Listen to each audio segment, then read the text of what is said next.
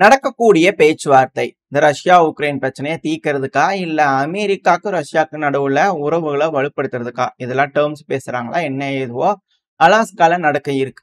இப்ப அது ரிகார்டா பல விஷயங்கள் நடந்துகிட்டு இருக்கு. அதுவும் குறிப்பா உக்ரைன் அதை சீர்குலைக்கிறதுக்கு திட்டம் போடுவாங்களா அப்படிங்கிற ஒரு கண்ணோட்டங்கள் எண்ணோட்டங்கள் பலருக்கு இருக்கு. அது நம்ம தரப்புல ரஷ்ய அதிபரான விளாடிமிர் புட்டின் அவர்கள் வேற வந்து பாத்தீங்கன்னா அமெரிக்காவுக்கு போறாரு. இதுல ஒரு விஷயம் கமெண்ட் செக்ஷன்ல ஒருத்தன் கேட்டிருந்தீங்க, அரெஸ்ட் பண்ணுவாங்களா புட்டின் அவர்கள சான்ஸ் இருக்கா அப்படின்னு பாத்தீங்கன்னா அமெரிக்கால கேட்டிருந்தீங்க கேள்வி. அமெரிக்கால இருக்கக்கூடிய எல்லா அதிபர் மேலயும் கேஸ் இருக்கு. அதே விசாரிக்கிறதுக்கு கேஸ் இருக்கு. பிடிக்கணும்னா முதல்ல அவங்கள தான் பிடிக்கணும். முதல்ல அமெரிக்காவே அந்த கோர்ட்ல வந்து ஒரு உறுப்பினர் கிடையாது, நம்மளும் கிடையாது. நம்ம இந்த சென்ஸ் இந்தியா கிடையாது. ஸோ அதனால வாய்ப்புகள் இல்லை. ஆனா அவங்களோட புஷ்ல இருந்து எல்லாத்தையும் வந்து பாத்தீங்கன்னா புடிச்சிட்டு கொண்டு போய் உள்ள உட்கார வைக்கணும், விசாரிக்கணும், அனுப்பி விடுங்கப்பா அப்படிங்கிறது போல கேட்டுக்கிறாங்க. அதுக்கு முடிஞ்சா வந்து கூட்டிட்டு போய்க்க அப்படிங்கிற அமெரிக்க தரப்புல இருந்து ரிசல்ட் இருந்தது. ஸோ அதுக்கெல்லாம் வாய்ப்பு இல்லை.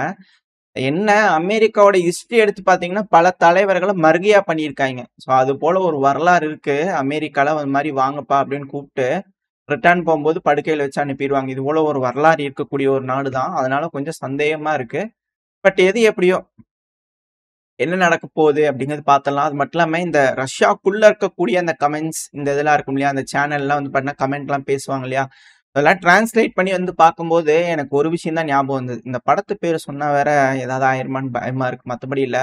இந்த வானம் தெக்க அப்படின்னு ஒரு செவந்த வானம் அப்படிங்கிறது போல ஒரு படம் இருக்கும் இல்லையா, அதுல வந்து பிரகாஷ் ராஜ் அவர்கிட்ட கேட்பாங்க இல்லையா, அப்புறம் உங்களுக்கு அப்புறம் யாருன்னு சொல்றது அப்படிங்கிறது போல கேட்பாங்க இல்லையா. ஸோ அது போல ஒரு எண்ணம் தான் வந்து பாத்தீங்கன்னா இருக்கு. அதுக்கப்புறம் அங்கேயே வந்து பார்த்தீங்கன்னா மெத்வதேவ் அவர்களோட பேர் தான் பிரதானமா அடிபடுது. ஏன்னா அவரு தாங்க கரெக்ட் அப்படிங்கிறதோட வந்து பார்த்தீங்கன்னா இந்த மாதிரி விஷயத்துக்கு அவர் தான் கரெக்ட். ஏன்னா ஜார்ஜியால வந்து பார்த்தீங்கன்னா ஒரு தடவை அவர் உள்ள கால் எடுத்து வச்சுட்டு வந்ததுக்கு இப்ப வரைக்கும் வந்து பார்த்தீங்கன்னா இந்த ரூலிங் பார்ட்டி என்ன வேணா பண்ணுங்க, ஏது வேணா பண்ணுங்க, எனக்கு ஈயும் வேணாம் ஒன்னும் வேணாம் சாமி அப்படிங்கிறதோட வந்து பார்த்தீங்கன்னா இந்த அளவுக்கு இருக்கிறாங்க ஜார்ஜியா அப்படின்னா அதுக்கான காரணம் மெத்வதேவ் அவர்கள் கொடுக்க அந்த கவனிப்பு, அந்த உபசரிப்பு அப்படிங்கறது வந்து பாத்தீங்கன்னா அவரோட அதிபரா இருந்த காலகட்டத்துல உபசரிப்பு பண்ணியிருந்தாரு ஜார்ஜியால. இப்ப என்ன மாதிரியான ஒரு விஷயங்கள் இருந்தாலும் வந்து பாத்தீங்கன்னா ஒத்துக்க மாட்டாங்க இல்லையா ஜார்ஜியா. நீ ஆறா வேணா இருந்துக்க, எப்பேற்பட்ட ஆளா வேணா இருந்துக்க, என்ன வேணா பண்ணு, நான் ரஷ்யாக்கு எகென்ஸ்டா எதுவும் செய்ய மாட்டேன் அப்படிங்கிறதோட இருக்கிறாங்க இல்லையா. எனக்கு ஈயும் வேணாம் ஒன்னும் வேணாம் சாமி ஆளுங்க விடுங்கப்பா அப்படிங்கிறதோட எப்படி ஜார்ஜியா இருக்காங்க, எந்த அளவுக்கு கவனிப்பு அந்த அளவுக்கு மரியாதையா நடத்தி இருக்கிறாரு மெத்வதேவ் அவர்கள். ஸோ அது போல இருக்கும். நட்டா அவங்களுக்கு தான் ஏதாவது ஒண்ணு செஞ்சாங்க அப்படின்னா நட்டா அவங்களுக்கு தான், மற்றபடி எதுவும் இல்லை. அதாவது இந்த கிரிக்கெட்ல வந்து பாத்தீங்கன்னா அடுத்த விக்கெட் தோனி அப்படிங்கும்போது இவர் சீக்கிரமா அவுட் ஆயிட்டா பரவாயில்ல அப்படிங்கிற உட்காந்துருப்பாங்க இல்லையா. அது போல அதுக்கான புட்டின் அவர்களை இது பண்ணி பேச கிடையாது. இந்த பாவம் புண்ணியம் பாக்குறது, இந்த பொறுமை காக்கிறது, இந்த ஸ்லாவின மக்கள், அதாவது நம்ம இனம் அப்படின்னு வரும்போது வந்து பாத்தீங்கன்னா இந்த ஒரு விஷயம் இருக்கும் இல்லையா. ஸோ அதுதான் இந்த புட்டின் அவர்கள் அதிகமா பாக்குறாரு.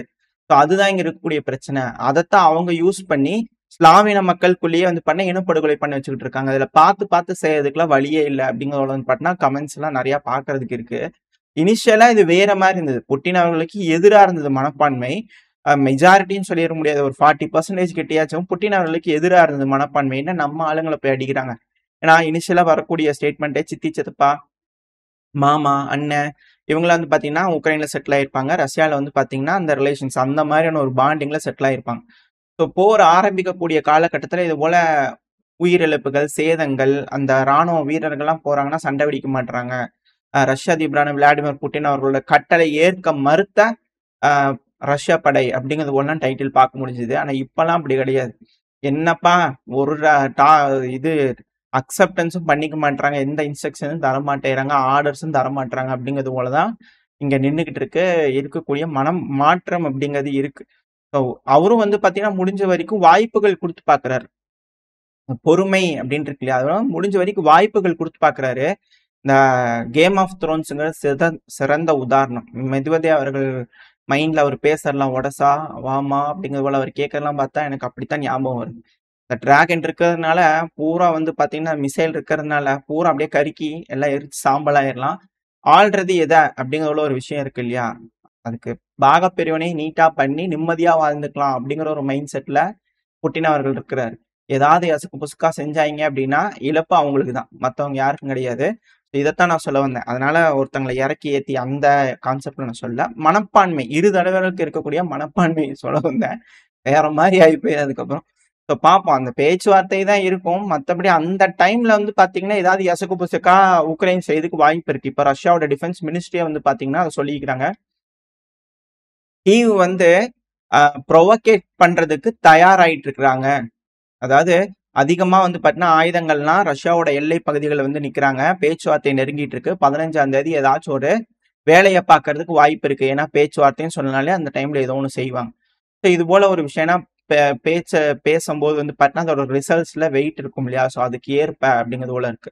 இதுக்கு முன்னாடி வந்து பார்த்தீங்கன்னா, பேச்சுவார்த்தைலாம் நடக்கும்போது, ரஷ்யா இது போல கர்ஸ்க் பையில ஒரு ஆப்பரேஷன் பண்ணி மீட் எடுத்துட்டு பேச்சுவார்த்தைக்கு போனாங்க. வெயிட் இல்லாம போயிடுச்சு. ஸோ அது மேல ஒரு வேலைகள் செய்றதுக்கு வாய்ப்பு இருக்கு. ஸோ இது மாரி வந்து பார்த்தீங்கன்னா, செய்யறதுக்கு வாய்ப்பு இருக்கு அப்படிங்கறதுனால டிஃபென்ஸ் மினிஸ்ட்ரி தரப்பு இந்த ரஷ்யா டிஃபென்ஸ் மினிஸ்ட்ரி தரப்புன்னு சொல்லியிருந்தாங்க. அது மட்டும் இல்லாம அலாவுதீனோவ் பேர் எனக்கு கொஞ்சம் கரெக்ட்டா வரல. பட் ஆனா அலாவுதீனோவ் சொல்லும்போது இப்படித்தான் வந்துச்சு. பேரு பேசுறத கேட்கும்போது. ஸோ இவரு வந்து பார்த்தீங்கன்னா, யார் அப்படின்னா கதிரோவிட்ஸ் அப்படின்றது போல சொல்லுவாங்க. ஒருத்தவங்களுக்கு ஒரு பேர் இருக்கும் இல்லையா? அது போல கதிரோவைட்ஸ் அப்படிங்கிற போல சொல்லுவாங்க. இந்த கதிரோவைட்ஸ் யார் அப்படின்னா, அந்த அகமத் பெட்டாலியன். ஸோ அகமத்னாலே யாருன்னு தெரியும். சேச்சவ். கதிரோவ்னாலே யாருன்னு உங்களுக்கு தெரிஞ்சிருக்கும்.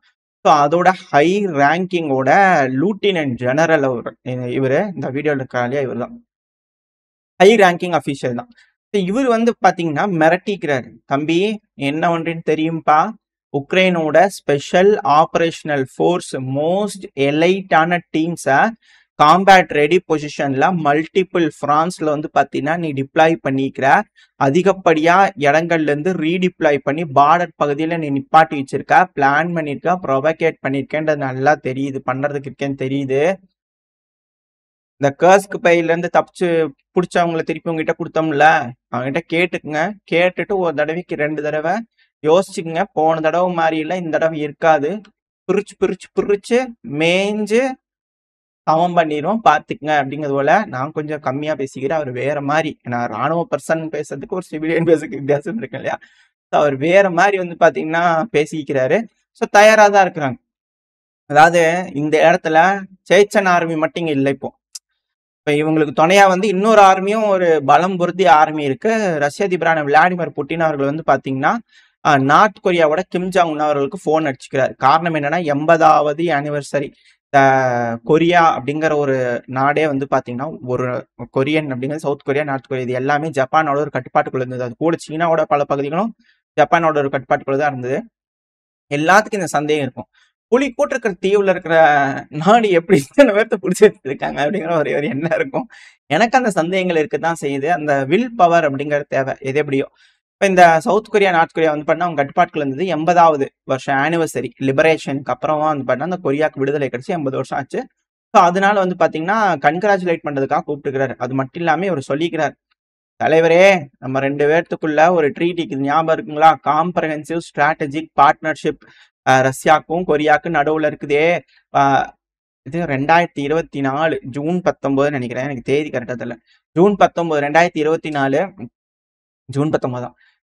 2024ல நம்ம ஒரு அக்ரீமெண்ட் கையெழுத்து போட்டோமே ஞாபகம் இருக்குதா? அப்படிங்கிறத வந்து பார்த்தீங்கன்னா, அவர் சொல்லி, இந்த தடவ வந்து பார்த்தீங்கன்னா, என்ன வேணா பேசுங்க. என்ன வேணா முடிவெடுங்க. எங்களோட சப்போர்ட் உங்களுக்கு தான். என்ன வேணா செய்யலாம். அப்படிங்கிறத வந்து பண்ணா நார்த் கொரியா தரப்புல இருந்து ஒரு உத்தரவாதம் வந்து பண்ண திருப்பியும் ரஷ்ய அதிபருக்கு வந்து பண்ணா குடுத்துருக்காங்க. நன்றிகளும் சொல்லிக்கிறார். வாழ்த்துக்கள் சொன்னதுக்கு. அதாவது இந்த அகமத் பெட்டாலியனோட வந்து பார்த்தீங்கன்னா, இப்போ சேச்சன் ஆர்மி வந்துச்சு.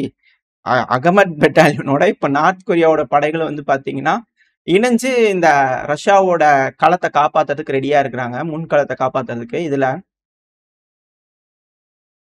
உக்ரைன் வந்து பார்த்தீங்கன்னா, இப்ப குற்றச்சாட்டுகள் வச்சிருக்காங்க. எங்களோட அப்பாவி சிவிலியன்ஸ நார்த் கொரிய வீரர்கள், படைகள் தாக்க ஆரம்பிச்சிருக்காங்க பகுதிகளுக்குள்ள வந்து அப்படின்னு. அவங்க இப்ப ரஷ்யா சுமி ஓப்லாஸ்டுக்குள்ள அட்டாக் பண்ணிட்டு இருக்காங்க இல்லையா? இதெல்லாம் ரெகுலர் ரஷ்யன் ஆர்மி. அகமத் பெட்டாலியனும் கிடையாது. அ இது தத்தரிஸ்தான் படையும் கிடையாது. 2வது அவங்க யாரு? நார்த் கொரியாவும் கிடையாது. ஸோ அவங்கலாம் பார்டர்லயே நின்னுட்டாங்க. சுமி, கர்கிவ் இந்த பார்டர் இருக்கு இல்லையா? ரஷ்யாவோட பார்டர். ஸோ அங்கேயே நின்னுட்டு தான் இருக்கிறாங்க. இப்போ உள்ள போறதெல்லாம் ரஷ்யாவோட ரெகுலர் ஆர்மி தான் உள்ள போய் வந்து பார்த்தீங்கன்னா, அட்டாக் பண்ணி பகுதிகள பிடிச்சுக்கிட்டு இருக்காங்க.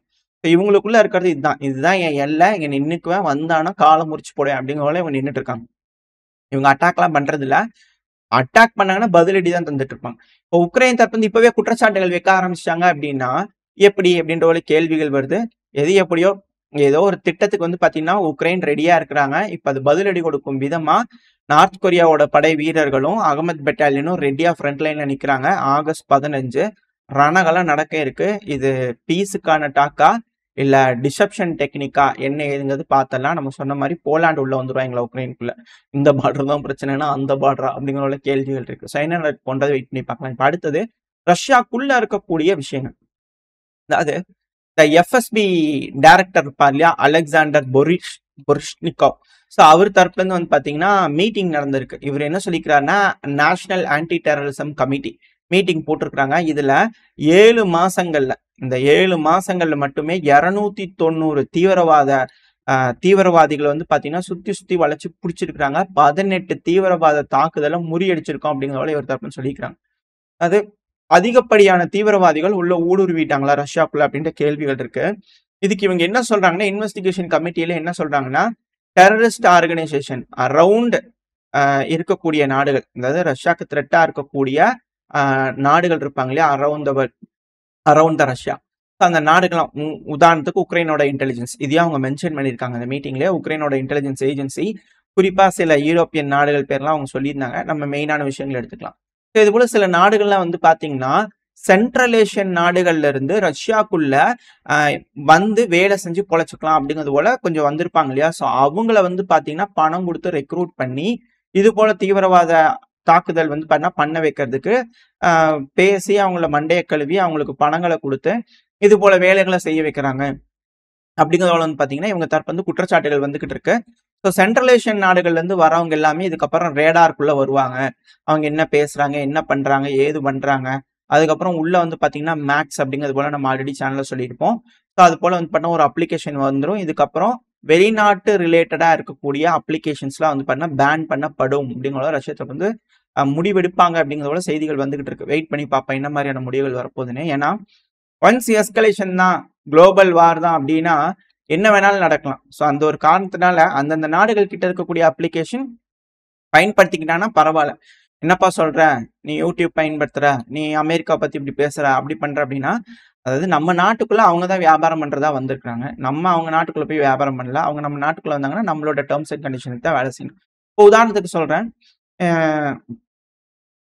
என்ன நடக்கலாம் அப்படிங்கிறதுக்கான ஒரு சின்ன உதாரணம். என்னோட தனிப்பட்ட கருத்து தான், இது இப்படித்தான் நடக்கும் அப்படிங்கிறது போல இல்லை. என்னோட சும்மா நான் யோசிக்கக்கூடிய விஷயங்களை உங்களோட ஷேர் பண்ணிக்கிறேன். அதே இப்போ ஆடோ டப்பிங் அப்படிங்கிற ஒரு ஃபீச்சர்ஸ்லாம் வந்து பண்ண யூடியூப்ல வருது.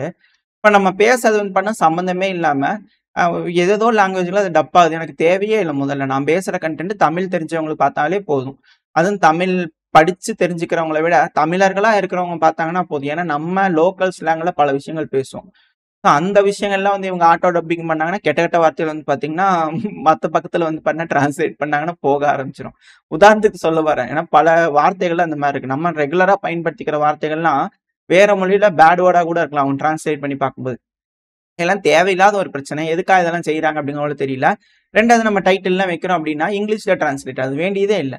இப்போ இது போல செய்யறாங்க அப்படின்னா இதுக்கப்புறம் என்ன நடக்கலாம் அப்படின்னா, இது என்னோட ஒரு யோசனை தான். இப்போ ஃபியூச்சர்ல இங்கிலீஷ் கிரியேட்டர்ஸ்லாம் இருப்பாங்க இல்லையா, அதாவது அமெரிக்கன் கண்டென்ட் கிரியேட்டர்ஸ்லாம் இருப்பாங்க இல்லையா. ஸோ அவங்களோட கண்டென்ட் மட்டும்தான் ஆட்டோ டப்பிங் அப்படியே தமிழ் வியூவர்ஸ்க்கு வந்து பார்த்தீங்கன்னா தமிழ் அப்படியே ஆட்டோ டப் ஆகி தமிழ்ல ஓடிட்டு இருக்கும். இங்கிலீஷ்ல தான் அவங்க வீடியோ போடுவாங்க, ஆனா அது போகும் தமிழ்ல இதாயிட்டு இருக்கும். அவங்களோட கண்டென்ட்டுக்கு மட்டும் ப்ரியாரிட்டியா இருக்கும், எல்லாத்துக்கும் பண்ணும்.